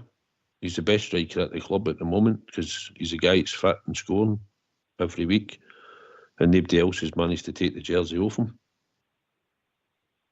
That's correct. Listen, see what Smurf says there, he's quite right. We need a player tomorrow night. We need the big man. This is where we need Big Cyril, Big CD9 to use his loaf tomorrow. When that ball comes into him, he needs to stay strong, stay on his feet and hold that ball up and bring people into play. This is when we need everybody to do the right thing and play at the top of their game. You get fun out when you're playing better quality opposition. Tomorrow night, this mob are technically gifted, we've struggled against them the last few times. It tells you the same story. So let's be honest. Gilligan is good enough to come on tomorrow and hopefully maybe show something different, but he's really what you need when it comes to holding the ball. The wee man's as strong as heck. He is a kind of Morelos type, a young Morelos type player regarding how he shields the ball and strong he is and that. He's no easy shoved off the ball. He's like a young Morelos that way, but listen, you're totally right, Southside. Big Cyril's the man on for him now, and he's got to start the game without a shadow of doubt. But I hope Big Cyril can hold the ball up and bring people into play. We're going to need them to do that at times. They're going to want the ball. That's their game. Keep possession, and keep the ball moving. If we can, when we do get up that part, we need time to hold people up, hold the play up and try and bring people in. That's what we need them to do, Big Cyril Amora. And let's just hope the big man can do it. Come on, the Rangers, let's get behind the troops. You see it by Bob Ger. I think Dessers looks a bit slimmer this time, a bit. He looks as if he's running, he's not saying he's quicker, but his touch was good on Saturday, so everything was coming after him. But when he's off it, he's miles off it. No. You argue with him on 7 goals in 8 games. Aye, 7 and 9, I think it is. 7 and 9, I think. 7 and 9. Well, that's okay. That's a good return in anybody's book. And if we get the ball up to the big man and he turns in that box, gets us a goal again. But there's more people got to score goals now. More people have got to. I can't forget the bloody word. But there's more people in the team who got to start scoring. I need more people contributing. That's the thing, Bridgeman. He's been relied on as much as we've joked about him, and with what, as I've said, he's no good enough. You need to be better than what he's doing, and it's all right scoring goals, but he's no. Oh, he started all right. The 2 goals he scored on Saturday, you can't take it away from him. They were good goals, regardless of how he finished them. And his second one was a cracker. You wouldn't have expected him to probably finish that because he misses easier chances than that we've seen in the past. But you can only judge him on game by game. And I said on here on the Friday, I hope he plays on the Saturday, scores a couple of goals, we get him off and it puts him back on the run again, and hopefully he scores on the Thursday night in Europe. So that's what I'm looking for. He gets the chances and hopefully he'll be as clinical when they come along.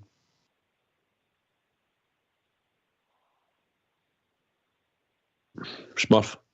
Aye, you're dead right. He comes in and hopefully gets us a goal.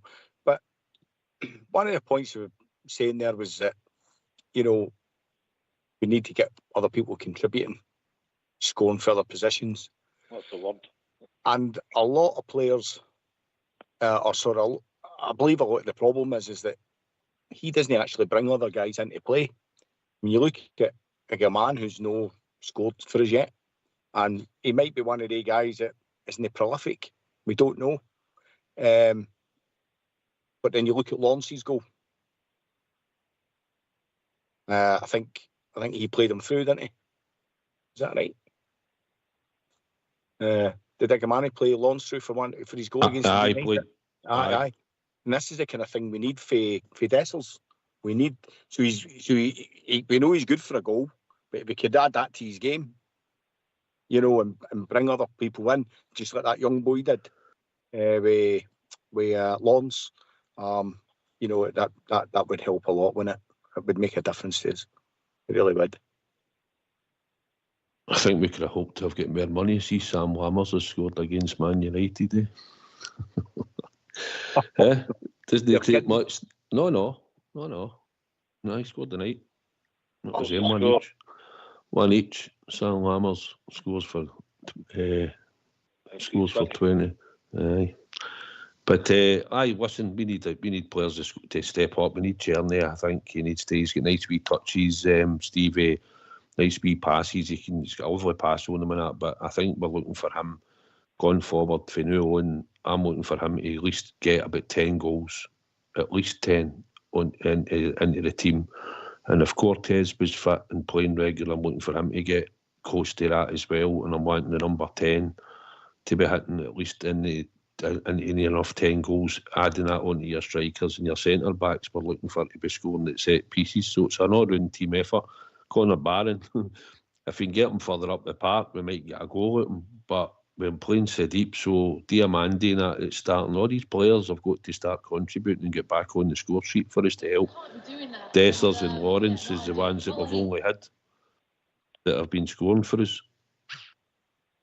You want guys like McCausland when they come on and all your subs, you want them to contribute. He needs to kick on his game now. The wee man needs to kick on and start contributing when he comes on. I know, listen, when he came into the team at first, young pup, brilliant, fresh air. He needs to improve his game now. He needs to click on. He's becoming more and more a Rangers player now, and he needs to start get these numbers up, whether it's assists or goals. He needs to start contributing. Most of them are like that, let's be honest. You know, what's the other boy with Stein for Norwich who comes on now and again? He needs to start contributing as well. Dow. Kieran Dow, aye. He needs to, guys like that, when they come on, when they finally go in that part, they need to start showing something. You know, they need to start contributing, getting numbers up. No, I totally agree. But listen, boys, it's Malmo, you know, let's 2 games the last 6. You know, it tells you something. So just let's hope tomorrow exploit a few things and do the business.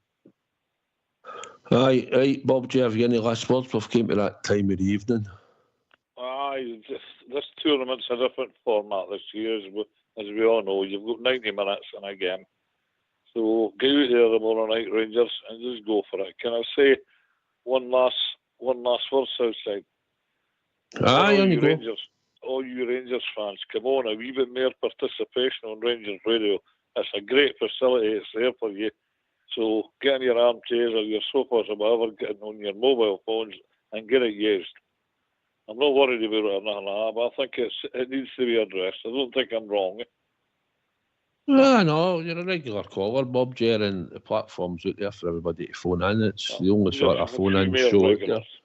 Aye, it'd be good to hear some different people on as well, come on to the show and get their thoughts and stuff, you know. But aye, it's there for anybody that wants to come on and join us. We're on Absolutely Monday to Friday for 2 hours. And we all gear up our time to do it. We do it for free, and that's it. We do it for the love of the Glasgow Rangers. Yeah. And the show's been going a lot longer than I've been on it, or Stevie's been on it. Bridgeman's been on it more or less since the start. So, aye, it's there for people to phone in, mate, and hopefully going forward we'll get some more calls. And it was good to hear Paul Starr phoning again, because he's not phoned in for a while and he's always been a regular contributor, you know. So, aye, thanks for your kind words, Bob, J. Smurf, no worries, mate. Rangers. Thanks very much, mate, for phoning in. Everybody, just come in and vent your frustrations. I know everybody's doing in the dumps about things, but come on and air it and, you know, contribute. I think it's you know, we've got enough haters, so we're going to mope about. Let's mope about together. Right. Thanks very much for having us on, and I'll catch you later, lads. Take care. Bye-bye. No worries, Smurf. Thanks very much for phoning in, mate. Stevie. Aye, listen, mate, look, the show's here, the platform's for everybody. Nobody tells anybody on here what to say and what to do. They come on in their own time and they leave in their own time. No less the show's busy, or whoever's running the show that particular night will say, take your last couple of words, we've got somebody else coming in. That's it all the time. But nobody ties everybody pawns or twists it. It's a free platform for the Bears. Look, if we don't live together, we'll die together. It's as plain and simple as that. The show's for everybody. We've all got different opinions. Come on and air them. And good luck to the Glasgow Rangers tomorrow. And all the best to you, Southside, and all the you B-boys, and all the Rangers travelling fans. Have a safe journey out there tomorrow, Bears. And let's get behind the team. Big Phil and the troops. Come on, the Rangers. Cheers, big man. Bridge. What can I say? Southside, it was a marvellous night tonight. Really good discussions, good topics, and well done to yourself. And of course, the techie boys in the background, and thanks to my big Drumchapel pal for looking after me tonight. I really enjoyed it. Absolutely brilliant. Really, really good. Can I just say to all the Rangers fans listening in all over the world, tomorrow night, biggest game of the season, and biggest game for a long time, because it feels like that. Nah, seriously, huge game. I'm going for a 1-0. So I'm going to 1-0 for the Rangers tomorrow night, and let's hope we can do it. Clean sheet and a victory. That'll do me. Right, for the Rangers. Sorry, pal. No, there you go, Bridge. Thanks. No, I finished, pal. I'd like to thank you two for helping us out tonight. I've thoroughly appreciated it as always, because without help you can't do the show, which takes us to Old School Blue and Fox, because without them there is no show. So I'd like to thank them for all their efforts, and as always tonight. Tomorrow night there will only be a pre-show. It'll be on between 8 and 10, the show tomorrow night. So I'd like to thank everybody this evening that's listened in. I'd like to thank Bob J, Smurf and Blue Star for phoning in this evening. I'd like to thank them as well. So on to tomorrow. It's Thursday night. It's all about the famous Glasgow Rangers. So hopefully we'll have an away win in Malmo tomorrow night. So as always, there's only one team, one crown. Take it away, Foxy boy.